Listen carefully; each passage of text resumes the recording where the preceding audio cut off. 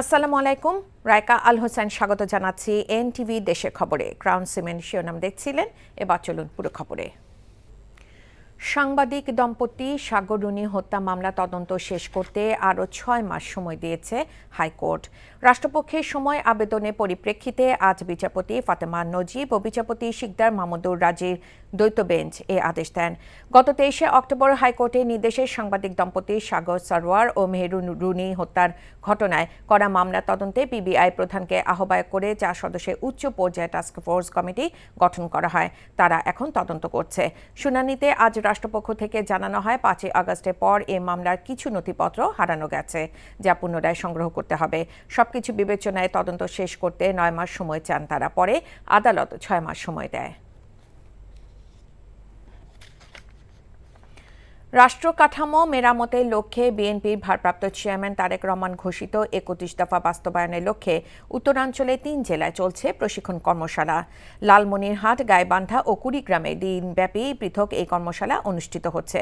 জেলা বিএনপির সহযোগিতায় এসব কর্মশালার আয়োজন করে কেন্দ্রীয় বিএনপির প্রশিক্ষণ বিষয়ক কমিটি। এই 3টি পৃথক কর্মশালায় লন্ডন থেকে অনলাইনে যুক্ত হয়ে অংশগ্রহণকারীদের বিভিন্ন প্রশ্নের জবাব দিচ্ছেন বিএনপির ভারপ্রাপ্ত চেয়ারম্যান তারেক রহমান। কর্মশালায় উদ্বোধনী পর্বে বিএনপির কেন্দ্রীয় নেতারা বলেন, সংস্কার একটি চলমান প্রক্রিয়া এবং বিএনপি সবসময় সংস্কারের পক্ষে।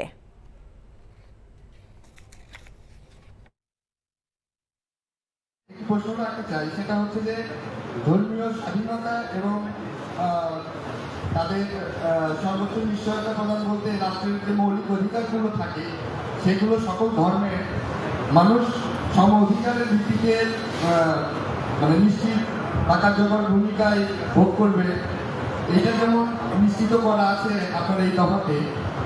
এর ভিতরে আমার আরেকটি প্রশ্ন হচ্ছে যে বাংলাদেশের হিন্দু, বৌদ্ধ, খ্রিস্টান, ক্ষুদ্র নৃগোষ্ঠী এবং মুসলিম সম্প্রদায় সহ নানা জাতিবর্ণের মানুষ বসবাস করে।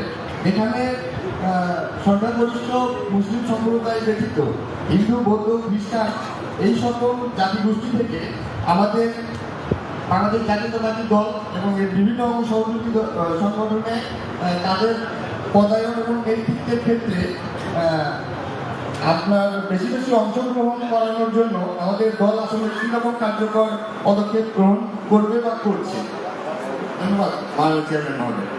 ধন্যবাদ তোমার। দেখো ভাই, তোমার প্রশ্নের মধ্যেই তোমার উত্তর বোধহয় রয়ে গিয়েছে।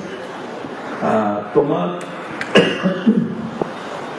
এই যে আজকে তুমি প্রশ্ন করে তুমি যেখানে দাঁড়িয়ে আছো, তুমি যেখানে দলীয় পরিচয়ের ভিত্তিতে দাঁড়িয়ে আছে, তোমার এই দাঁড়ানো থাকাটাই প্রমাণ করে যে আমরা যোগ্যতার ভিত্তিতে একটা মানুষকে বিবেচনা করছি, তাকে কোথায় পদ দেওয়া দেবে বা তার স্থান দেওয়া। কোনো ধর্ম দিয়ে দেখছি না তাকে, কোনো বর্ণ দিয়ে দেখছি না তাকে, তাকে আমরা তার যোগ্যতার ভিত্তিতে দেখছি, এবং তুমি তার সবচেয়ে বড় প্রমাণ। মাননীয় চেয়ারম্যান মহোদয়, আমি একটা জিনিস জানতে চাইছি, সেটা হচ্ছে যে আগামী, যেহেতু আপনি বলেছেন যে আমরা আগামী নির্বাচনটা অনেক কঠিন এবং গুরুত্বপূর্ণ নির্বাচন, এই নির্বাচনে বাংলাদেশ হিন্দু সম্প্রদায়, বৌদ্ধ সম্প্রদায় এবং খ্রিস্টান সম্প্রদায়, এর আগে একটি দল তারা ভাবতো যে এই সম্প্রদায়ের লোকজন তাদের ভোট দেয়, কিন্তু আমরা সেই জায়গা থেকে যেহেতু নির্বাচন আসন্ন বা নির্বাচন একটা সময় হবে বাংলাদেশে, আমরা সেই নির্বাচনে তাদেরকে আমাদের দলে খুব বেশি পরিমাণ আমাদের দলে তাদের ভোটটা নেওয়ার জন্য এই দলে তাদের অংশগ্রহণের সুযোগটা আমরা আসলে কতটা সহজভাবে করে দিতে পারবো, এই বিষয়ে একটু আপনার কাছে শুনতে চাচ্ছি। দেখো, তোমার আমার সবচেয়ে বড় পরিচয় হচ্ছে আমরা বাংলাদেশি, সংখ্যাগুরু বা সংখ্যালঘিষ্ঠ আমাদের পরিচয় না। আমাদের সবচেয়ে বড় পরিচয় হচ্ছে বাংলাদেশি।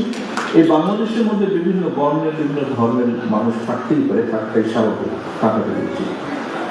আমরা যেটি করতে চাইছি, আমাদের এই 31 দফা দল, মত, ধর্ম, বর্ণ নির্বিশেষে, অর্থাৎ বাংলাদেশি যারা সেই রকম প্রতিটি মানুষের জন্য আমাদের এই 31 দফা। কাজেই 31 দফা আমরা প্রত্যেকটি মানুষের, প্রত্যেকটি ধর্ম বলে প্রত্যেকটি বর্ণের মানুষের কাছে আমরা পৌঁছে দিতে চাই, এবং এই 31 দফার নিজস্ব যে ক্যাপাসিটি, নিজস্ব যে যোগ্যতা, তার ভিত্তিতেই আমরা চাই যে আমাদেরকে কেউ একটি বিশেষভাবে বিবেচনা করবে না, বা আমরাও তাকে ওইভাবে বিশেষভাবে বিবেচনা করবো না। আমরা সকলের সহযোগিতা চাই, এবং অবশ্যই আমরা প্রত্যেকটি মানুষের আমাদের যে ইতিহাস পেয়েছি তার যুক্তি তর্কের ভিত্তিতেই আমরা প্রত্যেকটি ভোটারের ভোট আমরা তো চাইতেই পারি, সেটি তো একটি রাজনৈতিক দল হিসেবে আমাদের প্রত্যাশা থাকে। দেখছিলেন তারেক রহমানের বক্তব্যের অংশবিশেষ। গাজীপুরে গাছা থানায় দায়ের করা 3টি হত্যা মামলায় সাবেক মন্ত্রী দীপু মনি, সাধনচন্দ্র মজুমদার, কামরুল ইসলাম ও প্রতিমন্ত্রী জুনেদ আহমেদ পলক সহ 6 জনকে গ্রেফতার দেখানো হয়েছে। সকালে গাজীপুর মেট্রোপলিটন ম্যাজিস্ট্রেট আদালত 3-এ হাজির করা হলে আদালতের বিচারক ওমর হায়দার এসব মামলায় তাদের গ্রেফতার দেখিয়ে কারাগারে পাঠানোর আদেশ দেন। আদালত সূত্রে জানা গেছে, বৈষম্য বিরোধী ছাত্র জনতার অভ্যুত্থানের সময় গাজীপুরের গাছা এলাকায় 6 জন নিহত হন। এই ঘটনায় গাছা থানায় আলাদা 3টি হত্যা মামলা দায়ের করা হয়। এদিকে আলোচিত এসব বন্দীকে আদালতে আনার পর বিক্ষোভ মিছিল করেন বিএনপিপন্থী আইনজীবীরা। এ সময় আসামিদের ওপর ডিম নিক্ষেপ করে তারা। গাজীপুরে বৈষম্য বিরোধী ছাত্র আন্দোলনের সময় একটি হত্যা মামলায় ব্যবসায়ী আলী হায়দার রতনের 3 দিনের রিমান্ড মঞ্জুর করেছে আদালত। দুপুরে গাজীপুরে চিফ জুডিশিয়াল ম্যাজিস্ট্রেট আদালতের বিচারক এই আদেশ দেবার পর তাকে কারাগারে পাঠানো হয়। গত রোববার রাতে ঢাকা থেকে রমনা থানা পুলিশ তাকে আটক করে। রতন আওয়ামী লীগের সাধারণ সম্পাদক ওবায়দুল কাদেরের ভাগ্নে পরিচয় দিতেন। দেশের বিভিন্ন ব্যাংক থেকে কোটি কোটি টাকা ঋণ নিয়ে আলোচনায় আসেন ব্যবসায়ী আলী হায়দার রতন। গত 5 আগস্ট বৈষম্য বিরোধী ছাত্র আন্দোলনের নিহত ঘটনায় শ্রীপুর থানায় তার বিরুদ্ধে হত্যা মামলা করা হয়। খুলনা প্রকৌশল ও প্রযুক্তি বিশ্ববিদ্যালয়ের ভিসি প্রফেসর ডক্টর মোহাম্মদ মাসুদের পদত্যাগের 1 দফা দাবিতে শিক্ষার্থীদের আমরণ অনশনের 25 ঘণ্টা অতিবাহিত হয়েছে। দীর্ঘ সময় না খেয়ে থাকায় আন্দোলনরত 32 শিক্ষার্থী ক্রমান্বয়ে দুর্বল হয়ে পড়েছেন। তাদের মাঝে 4 জন বাড়ি ফিরে গেছেন, আরেকজনকে হাসপাতালে ভর্তি করা হয়েছে। এদিকে শিক্ষার্থীদের অনশন ভাঙাতে তৎপর রয়েছে বিশ্ববিদ্যালয়ের ছাত্র কল্যাণ দপ্তর। আলোচনার মাধ্যমে সমস্যার সমাধানের চেষ্টা করে যাচ্ছেন তারা। সোমবার পূর্ব নির্ধারিত ঘোষণা অনুযায়ী আন্দোলনরত শিক্ষার্থীরা দুর্বার বাংলা পাদদেশের সামনে সড়কে জড়ো হয়। পরে বিভিন্ন বিভাগে 32 শিক্ষার্থী আমরণ অনশনে অংশ নেয়।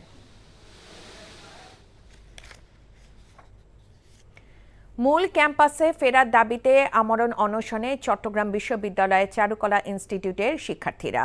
চট্টগ্রাম বিশ্ববিদ্যালয় প্রশাসনিক ভবনের সামনে দ্বিতীয় দিনের মতো আমরণ অনশন কর্মসূচি চালিয়ে যাচ্ছেন চারুকলা ইনস্টিটিউটের শিক্ষার্থীরা। গতকাল থেকে শুরু হওয়া এই অনশন দ্বিতীয় দিনে অব্যাহত রয়েছে। প্রশাসনের পক্ষ থেকে কয়েক দফা আপোষের প্রস্তাব দেওয়া হলেও শিক্ষার্থীরা তা প্রত্যাখ্যান করেন। আন্দোলনকারীদের দাবি, জরুরি সিন্ডিকেট সভা ডেকে প্রজ্ঞাপনের মাধ্যমে চারুকলা ইনস্টিটিউটকে দ্রুত মূল ক্যাম্পাসে ফিরিয়ে আনা হোক।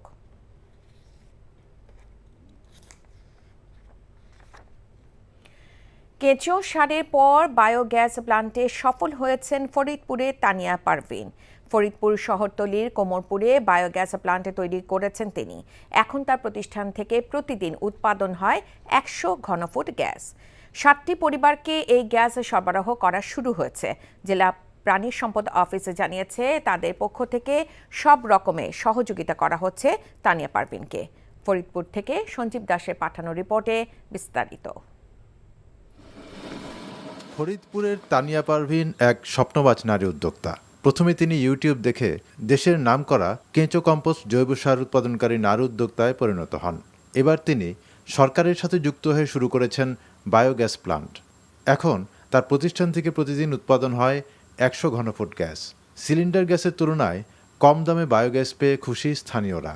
পাশাপাশি তানিয়ার প্রতিষ্ঠানে কাজ করে অনেক বেকার নারী পুরুষের সংসারে ফিরেছে সচ্ছলতা। আমার একটা গ্যাস আনতে 1500-1600 টাকা লাগে যায়। এখন 2টা গ্যাস লাগে আমার মাসে। এখন 1100 টাকায় আমি 24 ঘন্টা গ্যাসটা পাইতেছি। আমার অনেক সাশ্রয় হইতেছে। একটা গ্যাস সিলিন্ডার আনলে বাস্ট হওয়ার ভয় থাকে, দুর্ঘটনা ঘটার ভয় থাকে, এটাতে সেই ভয়টা নাই। এরই মাঝে এলাকার 60টি পরিবারে বায়োগ্যাস সরবরাহ দিয়েছেন তানিয়া পারভিন। এই কর্মপরিকল্পনা আরও প্রসারিত করতে কাজ করছেন এই নারী উদ্যোক্তা। বাংলাদেশে পরাপর 3 বছর বর্ষসেরা নারী অ্যাওয়ার্ড পাওয়ার কারণে সরকারিভাবে আমি একটা বায়োগ্যাস প্ল্যান্টের প্রজেক্ট পাই। 7 মাস যাবৎ আমি এই বায়োগ্যাস প্ল্যান্ট স্থাপন করেছি। ব্যবহার নিরাপদ ও সাশ্রয়ী হওয়ায় বায়োগ্যাস উৎপাদনের সহযোগিতার হাত বাড়িয়ে দিয়েছে সরকার। তার যত খরচ তার 40% আমরা এলইডির মাধ্যমে দিয়েছি এবং 60% সে বহন করছে। যারা গ্যাস নিয়েছে প্রত্যেকেই সন্তুষ্ট, অর্থাৎ সাশ্রয়ী। নারী উদ্যোক্তা তানিয়া পারভিনের এই বায়োগ্যাস প্রকল্প আরও প্রসার হলে গ্রামীণ জনপদে প্রাকৃতিকভাবে সৃষ্ট এই গ্যাস ব্যাপক ভূমিকা রাখবে বলে মনে করেন স্থানীয়রা। NTV news desk. চট্টগ্রাম বিশ্ববিদ্যালয়ের অপহৃত 5 শিক্ষার্থীর মুক্তির দাবিতে অবরোধ কর্মসূচি পালন করেছেন সাধারণ শিক্ষার্থীরা। এ সময় চট্টগ্রাম খাগড়াছড়ি সড়কে কিছু সময় যানজটের সৃষ্টি হয়।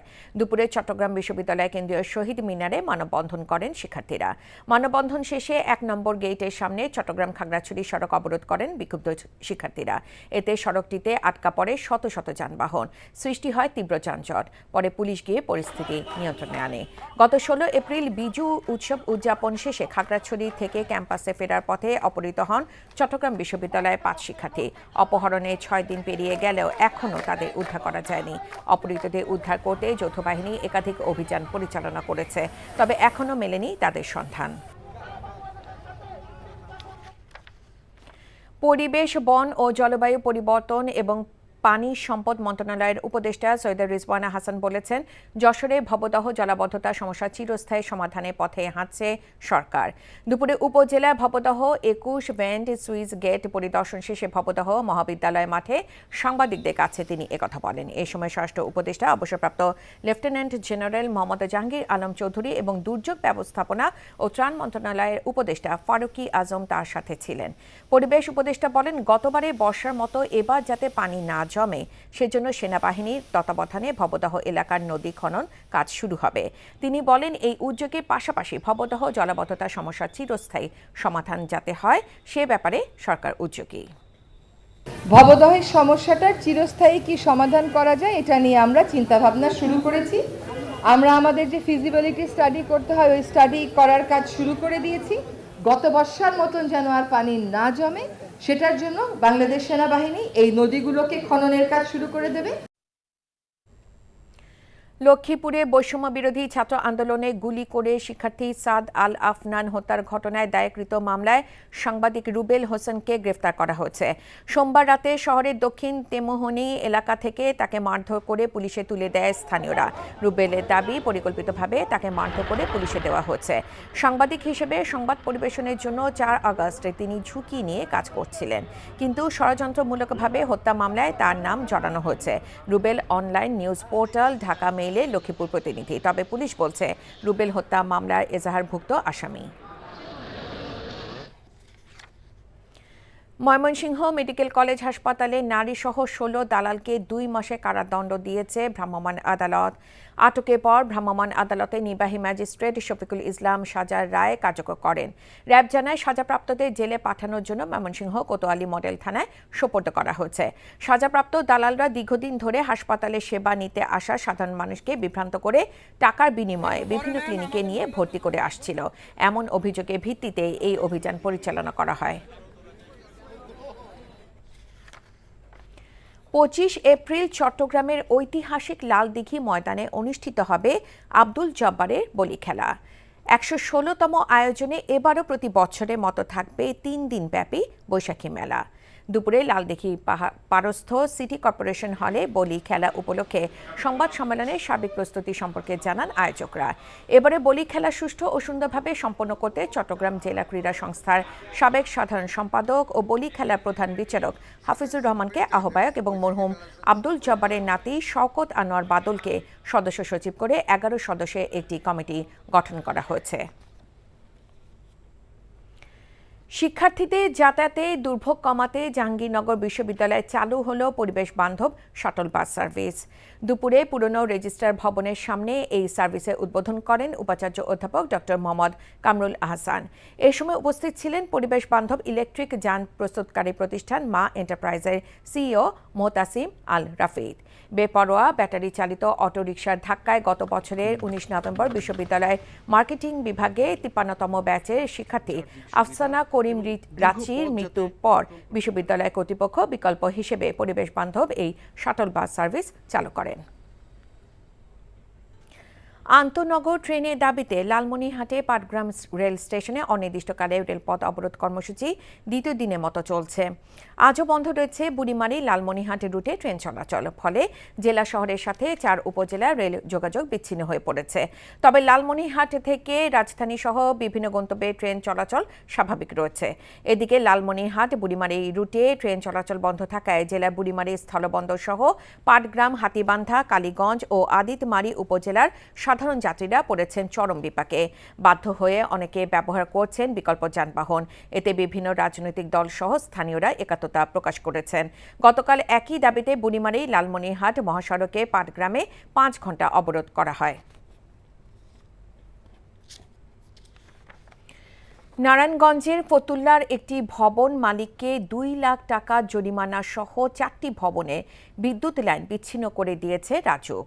সকাল থেকে রাজউকে নির্বাহী ম্যাজিস্ট্রেট শিলাব্রত কর্মকারের নেতৃত্বে অভিযান চালানো হয়।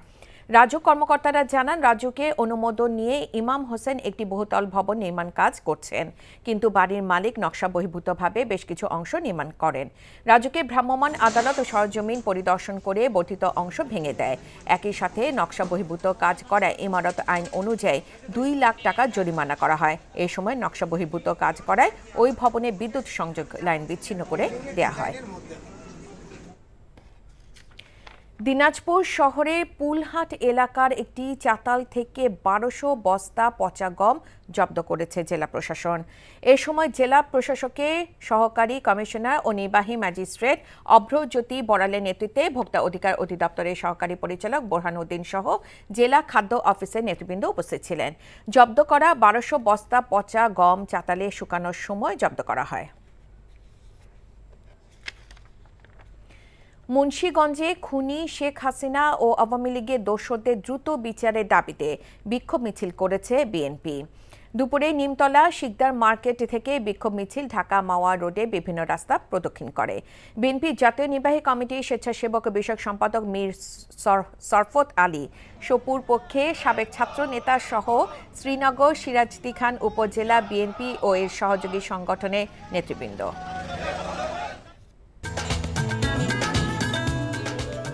এই ছিল দেশের খবরে। এই খবরের ভিডিও সহ আপডেট জানতে ভিজিট করুন এনটিভি অনলাইন www.ntvbd.com। এছাড়াও এনটিভি জনপ্রিয় সব অনুষ্ঠান ও খবরের আপডেট জানতে ভিজিট করুন আমাদের ইউটিউব ও ভেরিফাইড ফেসবুক পেজ। 6টায় ইভিনিং নিউজ দেখার আমন্ত্রণ রইল। ধন্যবাদ সবাইকে।